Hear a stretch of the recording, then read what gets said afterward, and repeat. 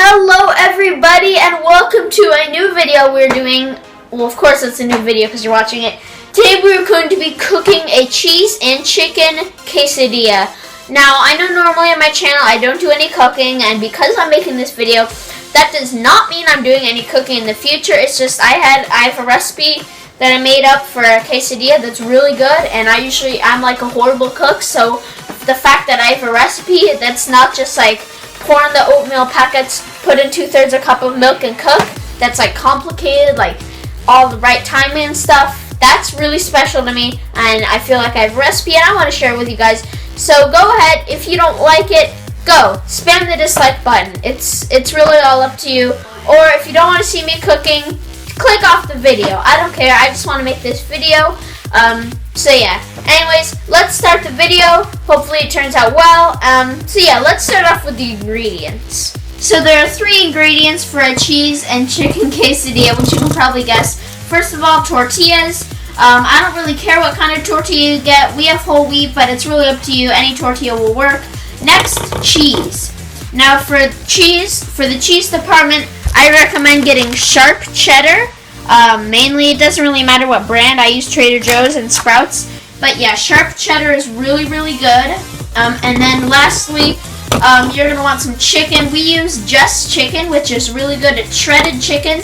You really don't want to be getting like rotisserie and stuff because that could be harder to put on the quesadilla. But yeah, just shredded chicken. We use just chicken from Sprouts. Now next, we cook these things on the stove, so you want to get a pan. However, my pan is dirty right now, so I say we should go clean it off.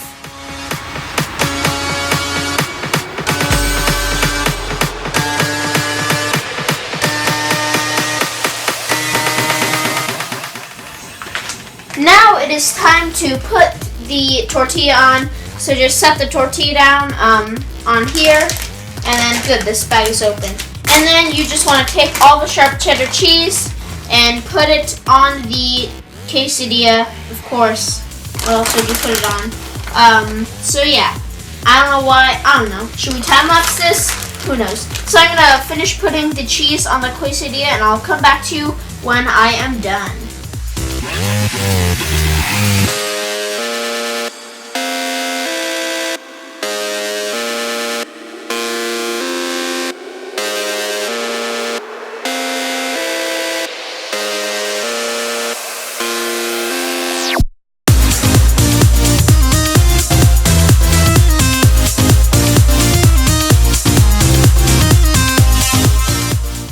Okay, now that you got all the cheese spread out here, you don't want it to be too thick because otherwise it'll take too long to cook. So I've already clumped up, but if the cheese is too thick in some areas, this cheese is super good cold, so just pop it in your mouth. It is so good. Alright, anyways, now we got the cheese on here, and yeah, so just make sure the cheese is all flattened down. Then what you're going to want to do, turn on the stove. Of course, I always use this corner, but that doesn't really matter. And you want to get the flames a little lower than this, just not too hot, just to about this point to make sure that the quesadilla is going to cook. Hold on, let me adjust it. You want the quesadilla to cook, but you also don't want to burn it, and that is not too hard to do with a stove like this. Now after the stove is on is when you want to actually come in with our Sprouts shredded just chicken here, and you want to take all these little pieces that you can find and place them. Now you only want to put them halfway, but I usually make a borderline right here of the chicken, and then start spreading them out on this side, but none on this side. Because you want to fold this when it is done. So I've used almost all the tiny pieces of this chicken, so I have to put it on. You don't want to concentrate the chicken too much, like you don't want to have it all clumped up in one area. You want to keep like either thin pieces or keep little gaps in it, just because it tastes better when there's little gaps of no chicken but just cheese in it. I found that tastes really awesome. So yeah, don't be scared to leave all these places where cheese are showing.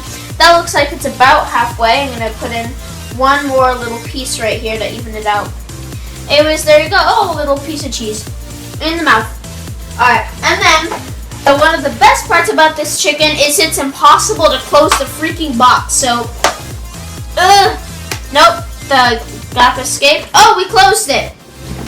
That was actually a lot quicker than normal. So now pretty much we just let it sit for a little bit and let the cheese melt.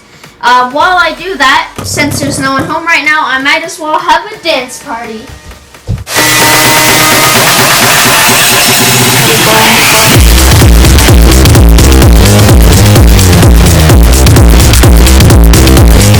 Now, as the stuff cooks, we'll just let it cook, and I will be back with you once everything is melted. Now, it's a hot day today, so I would get extremely hot if I went and danced for 5 minutes while these cooks. So I do some extra little work in the background while it cooks. Get out a plate, and I take my separate pan that's a little bit smaller, and I just put the plate on it, and then I set it down onto the stove right here. I usually don't put it next to the actual cooker thing because I don't want to do that. I don't know. I don't want to melt the plate. It's plastic. Then I take this cloth that I used to wash the dishes, and I take the spatula is wet from stuff we've used to cook on it, or that we've used it, I don't know, probably earlier today for breakfast or something. So I usually cleaned it off and then place it right here and wait for this stuff to finish cooking. It's almost done. Now my thing is almost done. I like to take it off, don't let the tortilla get hard. So let me just feel around it. Looks like we came just in time. The tortilla is not hard, however, all the cheese on the sides is pretty much melted, and if it's still in its cheesy shape, if you just touch it, it'll crumble because it's so melted. So you want to take the, oh boy, this is the first time this has happened to me. I usually don't screw it up like this. Wow, wow, of course it happens on camera, ladies and gentlemen. So you get it off. You always want to scoop under the chicken so none of the chicken falls off. Looks like I screwed up the cheese. Turn off the stove. Great, now I have to fix the cheese. This has literally never happened until now, just because I'm recording. Alright, but anyways, we did successfully get this off. Our pan, of course, has turned out a little dirty, but that's to be expected. Now we got this lovely quesadilla, but it's still not done yet. Now, although the cheese is lovely and delicious and melted, the chicken is too thick to be cooked to a heated temperature in just the short amount of time it takes to cook the cheese without the cheese actually getting like burnt and the tortilla. So what we do, we want to put this in the microwave, and then let me turn my tripod. I usually just hit start plus 30 seconds. Goes on for 30, but I don't keep it on for 30. I keep it on for about 10 to 15 seconds. I let it cook. And this looks about good. Then pull it out. I know I accidentally put the plate in the microwave. I was too busy talking, but usually I just put it in a lump. Then you fold it over with that. It'll be extremely hot. Oh, it looks like the microwave got it a little hard, but not too hard, which is good because I don't like it hard. Then I press down in the middle. It's pretty hot, and then I kind of squeeze it on the sides right here to try and get the cheese out to all the sides, because some of the cheese is not on the sides yet. So squirt it out to the sides. That looks extremely good. And now our quesadilla is ready to eat. Now that we finished making the quesadilla, I'm going to come in and see if this quesadilla that I made on camera for the first time is actually worth its salt, if it's actually as good as I said it was. Oh yeah, that first bite is really good.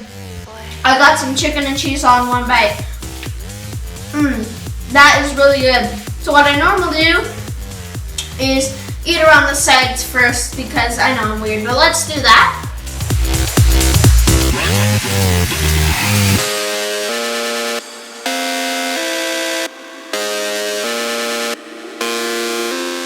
And then once I'm done with that, since the sides don't have any chicken, but once you get to the middle, you can taste all the chicken, so let's try that. That is so good. Anyways, yeah. I shouldn't be eating on camera, that's torturous to you guys. Yeah, anyways, this is a really good recipe design thing for a quesadilla. I I definitely love it. I don't know what I'm doing. Yeah, it's a really, really good recipe. As you can see, it tastes really good. And yeah. So anyways, ladies and gentlemen, I hope you all have enjoyed this video. If you liked this video, please leave a like. And if you dislike this video, leave a dislike. Remember to share your opinion in the comment section down below. And please share in the comments below if you made this quesadilla and you liked it too. And anyways, I will see you next time, guys, in the next video tomorrow. Bye, bye, bye.